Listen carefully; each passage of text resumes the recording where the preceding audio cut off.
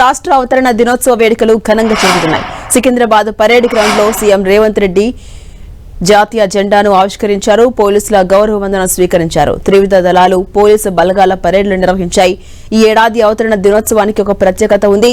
ఎన్నికల హామీల అమల్లో భాగంగా ప్రజారంజక పాలనే లక్ష్యంగా ప్రభుత్వం మరికొన్ని విప్లవాత్మకమైన కొత్త పథకాలను ప్రకటించారు సీఎం రేవంత్ రెడ్డి. అంతకుముందు హైదరాబాద్ లోని గన్ పార్క్ లో ఉన్న అమరవీరుల స్తూపం దగ్గర సీఎం రేవంత్ రెడ్డి నివాళులర్పించారు. అమరవీరుల స్తూపం ముందు పూలను ఉంచి అమరులకు శ్రద్ధాంజలి ఘటించారు. అనంతరం 2 నిమిషాలు మౌనం పాటించారు.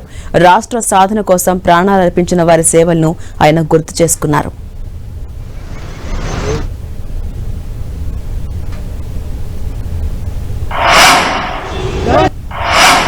ప్రతి క్షణం తెలంగాణ హితమే పరమార్థంగా, రాష్ట్ర అభివృద్ధి ధ్యేయంగా, పేదరిక నిర్మూలననే ప్రాధాన్యంగా ప్రజాప్రభుత్వం పనిచేస్తున్నది. రాష్ట్రంలో అధికారం ఇవ్వడంతో పాటు ఈ 2.5 ఏళ్లలో జరిగిన పలు ఉప ఎన్నికలలో, పంచాయతీ మున్సిపల్ ఎన్నికలలో మా పట్ల మీరు చూపించిన ఆదరణ, అభిమానం మరవలేనిది. ఎవరెన్ని విమర్శలు చేసినా, ఎన్ని కుట్రలు చేసినా ప్రజలు మాకు అండగా నిలబడడం ఎనలేని శక్తిని ఇచ్చింది. ప్రజా సంక్షేమం పట్ల, రాష్ట్ర అభివృద్ధి పట్ల మా బాధ్యతను మరింత పెంచింది.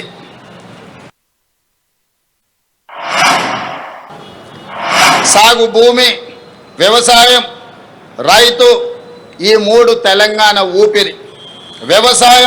వ్యవసాయ ఆధారిత పరిశ్రమలు, అనుబంధ రంగాల విషయంలో తెలంగాణ నెంబర్ 1గా ఉండాలన్న లక్ష్యంతో, రైతుల జీవితాల్లో గణనీయ మార్పు తేవాలన్న సంకల్పంతో తెలంగాణ రైజింగ్ 2047 విధాన పత్రంలో ప్రాధాన్యత అంశంగా తీసుకున్నాం. ఈ విజన్ డాక్యుమెంట్ కేవలం కాగితాలపై ఉండే అక్షరాలు కాదు.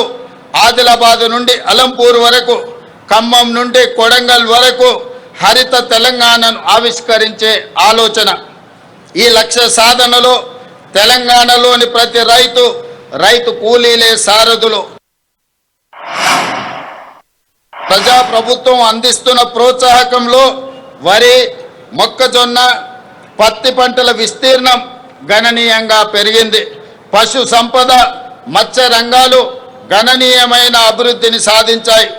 రైతులు విభిన్న పంటల ఉత్పత్తితో తెలంగాణను సకల పంటల క్షేత్రంగా తీర్చిదిద్దాల్సిన అవసరం ఉన్నది. తెలంగాణ భూమి నైసర్గిక స్వరూపం, అన్ని రకాల పంటలు పండించడానికి అనుకూలమైన క్షేత్రం. ఈ వేదిక మీద నుండి తెలంగాణ రైతాంగానికి నేను విజ్ఞప్తి చేస్తున్నా, కొన్ని పంటలకే పరిమితం కాకుండా అన్ని రకాల పంటలను, కూరగాయలను, పండ్లను పండించడం ద్వారా తెలంగాణ రాష్ట్ర కీర్తి ప్రతిష్టల్ని ప్రపంచానికే చాటి చెప్పే అవకాశం ఉంది. ఆ దిశగా రైతులను ఆలోచన చేయవలసిందిగా నేను మనవి చేస్తున్నాను. మహారాష్ట్ర ముఖ్యమంత్రి గారికి గత సంవత్సరం నుంచి చర్చలు చేస్తున్నాం, లేఖలు రాస్తున్నాం. వారితో చర్చించి తుమ్మిడిహెట్టి బ్యారేజీ దగ్గర బ్యారేజీ నిర్మించే కార్యాచరణ చేపడుతున్నాం. గత ప్రభుత్వం 1,00,000 కోట్లతో నిర్మించిన కాళేశ్వరం ప్రాజెక్టు 3 ఏళ్లకే కుంగిపోయింది. దీనికి మరమ్మతులు చేయించే భారం ప్రభుత్వంపై పడింది. ప్రజా శ్రేయస్సు ప్రయోజనాల దృష్ట్యా మేడిగడ్డ, అన్నారం, సుందిల్ల బ్యారేజీలను పునరుద్ధరించే పనులను మొదలు పెట్టాము. అందుకే మొదటి విడత 22,500 కోట్ల రూపాయలు కేటాయించి 4,50,000 ఇందిరమ్మ ఇళ్లను మంజూరు చేశాం. గత ఫిబ్రవరిలో ఈ పథకాన్ని ప్రారంభించుకున్నాం.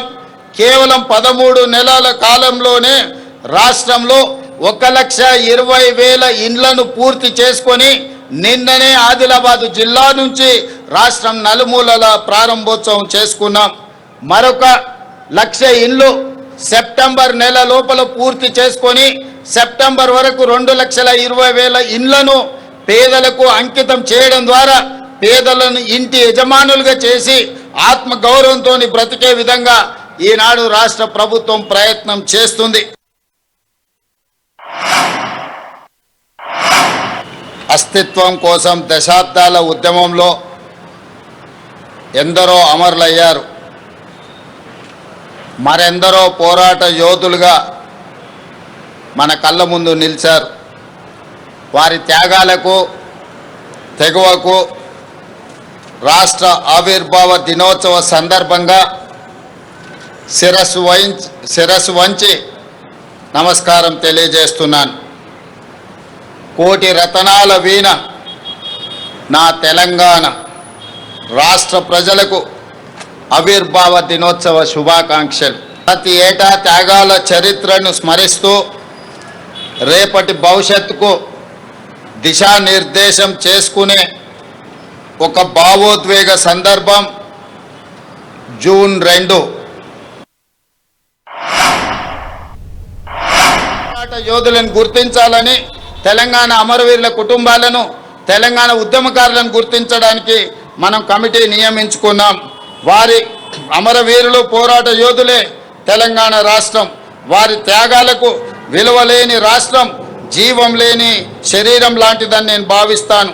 అందుకే తెలంగాణ రాష్ట్రం కోసం పోరాడిన యోధులను గుర్తించి వారికి, వారి కుటుంబ సభ్యులకు తగిన న్యాయం చేయాలన్న ఆలోచనతో, లక్ష్యంతో కేశవరావు గారు, కోదండరామ్ గారి నాయకత్వంలో కమిటీని నియమించాం. ఆ కమిటీ నివేదిక ఆధారంగా తెలంగాణ పోరాట యోధులందరినీ సముచిత రీతిన సత్కరించి వారి పట్ల చిత్తశుద్ధిని చాటుకుంటామని తెలియజేస్తున్నాను. సాగునీటి రంగానికి ప్రాధాన్యతను ఇస్తూ తెలంగాణ నీటి కోసం దశాబ్దాలు గోసపడింది. 10 ఏళ్ల గత పాలనలో సైతం పరిస్థితులు మారలేదు. కృష్ణా, గోదావరి జలాల్లో మన వాటాలు తేల్చి ప్రాజెక్టులు పూర్తి చేసే విషయంలో మన ప్రభుత్వం చిత్తశుద్ధితో ఉంది. ఈ విషయంలో ఏ వేదికపైన రాజీ పడకుండా లౌక్యంతో, రాజకీయ విఘ్నతతో పని చేస్తున్నాం. 2004లో కాంగ్రెస్ ప్రభుత్వం జలయజ్ఞం కింద చేపట్టిన ప్రాజెక్టులు 2014-15లో ప్రారంభమైన ప్రాజెక్టులు కొన్ని ఇప్పటికీ అసంపూర్తిగా ఉన్నాయి. పెండింగ్లో ఉన్న ప్రాజెక్టులపై అవసరమైన భూసేకరణ చేపట్టి వీటిని పూర్తి చేయాలని ప్రభుత్వం పట్టుదలతో పనిచేస్తుంది. ఇవి పూర్తయితే ఆశించిన మేరకు కొత్త ఆయకట్టుకు నీరు అందుతుంది. తెలంగాణకు వరప్రదాయిని ప్రాణహిత చేవెళ్ల ప్రాజెక్ట్ తిరిగి ప్రాణం పోసే ప్రయత్నం మన ప్రభుత్వం చేస్తున్నది.